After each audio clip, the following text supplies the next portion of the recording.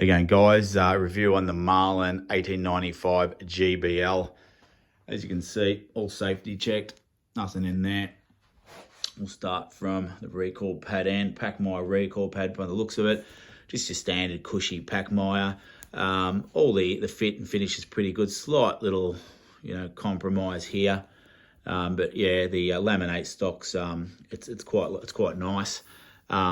Checkering, I'd like to see sharper, something like a Seiko Kodiak, but it still does the job. I just like sharp checkering. So, but there's your sling swivel there.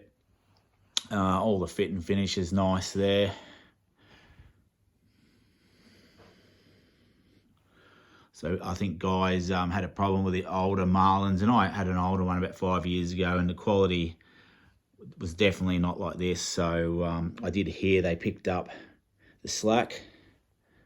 And it's evident when you look at one of these. This is built in 2019. So that's your safety there. So guys can delete that if they want to. So your big spur. Just wrapped a bit of paracord on this. Nice little touch. When I pulled this apart, I had a look at all the machining here. It's absolutely spot on. No sharp edges anywhere. So it's a quality firearm, About 1,700 bucks in Australia. 3.5 kilos, empty. There's your Leopold Freedom with Game Reaper alloy mounts. I think it's a 1-4x20. Go back, I'd probably put a 2-7 on us. I like my 2-7s a little bit better than the 1-4, but saying that, it's 25 metres field of view. 2-7's about 14, 15, but I just like my little 2-7s. The trigger on this, it's a little bit, no creep, but it's obviously, yeah, that's just the way it is a Marlin. People pick on this, how this trigger moves a little bit. I don't see a problem with that. You've got your half cock here, and obviously your full cock. You can put your spur there, where I just took mine off. I didn't really care for the spur.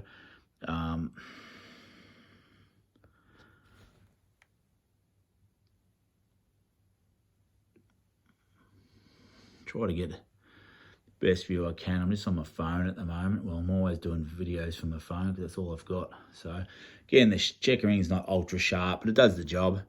So, Marlin, if you're watching, just make your checkering sharper for me. A lot of guys might not want it though, so. Okay, I'll just go to this end. Have a look at the nice crown, and all metal works perfect there. See the bead, white bead. Can't see the white bead in the light, but a nice feature. This pop up buckhorn. So how good's that? So down again. I'll see it from this way.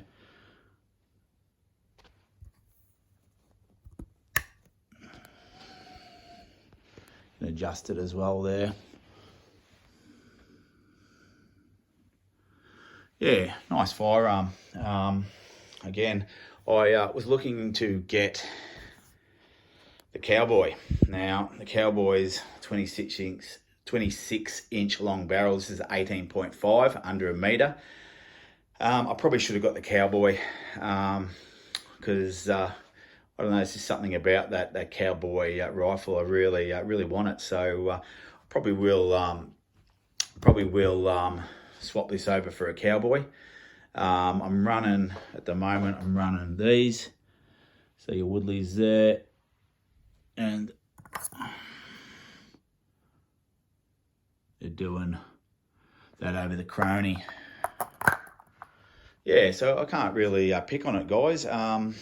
I prefer bolt actions myself for hunting the deer I chase.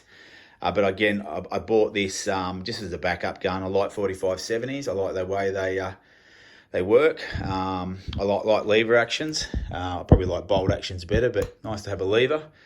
But yeah, can't fault it. I think it's $1,700. I think I might have mentioned that. We're in the 6 months, the 20th year, so they'll probably go up. Usually they don't go down. So again, if you're in the market for a lever action, and you don't want to mount a scope on it, which you just use those buckhorn sights. Now, if you practice with it, I reckon you're good for, I don't know, guys are probably using them out to 200 metres. For me, I'd probably, it's probably 100 metres for me. But I'm used to a scope. But yeah, nice rifle. And obviously the quality, Marlin have picked up the slack where a lot of people will be happy. Now look at all that there. Like, you can't pick on that. I've owned some nice firearms over the years. I've been lucky enough to own European firearms and the sort. So, and I quite like my American firearms. A little bit of oil there. There's nothing wrong with them. In the 1895, they work.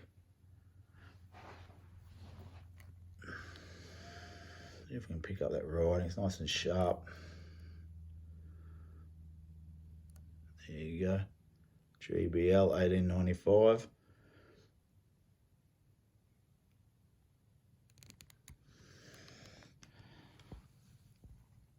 A little bit. Oh, the fit there. Look at this. Fit's nice. Can't be too fussy with the rifle. It is a tool to go get meat. Well, for me it is. My rifles don't stay in the safe. I use them, and I usually use them in the rain and the wet, and so and the 1895 is a proven action. So if you're in the market for something, you want to go hunt buff, sambar, whatever, pigs, whatever you want to hunt, $1,700 will get you a nice rifle. You don't even need to put a scope on it, but you can. You can get also got quick detachables for these Warns. So I've just got 2 Warn steel bases here, and I've got quick detachables. So if you can whip it off, but I didn't need that feature at the moment. And again, I've got my eyes on that cowboy. So I think I'll swap her over. But I'm going to miss this, but that's just the name of the game. Can't have them all.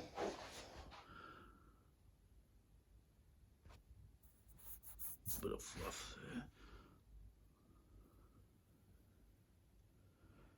There you go. It's a good, you can sort of see the fit. So when guys are looking at this, you can sort of see the quality, what you're going to get. Yeah.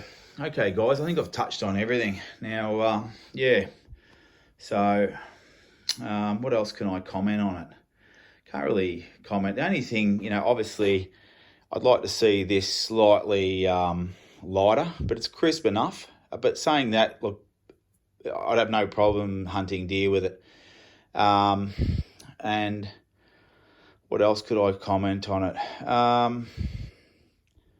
The 18.5 inch barrel is nice. You can go 20 as well. I'm not sure if there's a 20 option. I think there's a 26 option, an 18.5, and there might be a 16.5 inch option with the Black Series. But I fired one shot without hearing protection, and it didn't faze me. It's a bigger hole. It's only running at 1769 feet per second.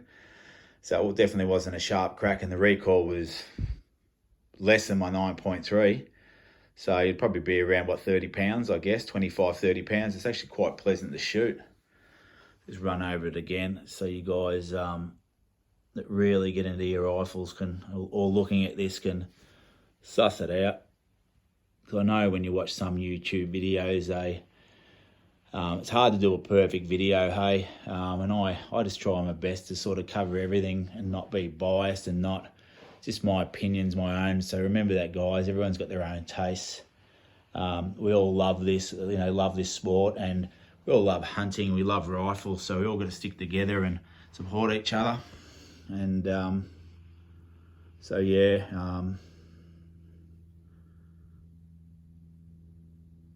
cracking rifle.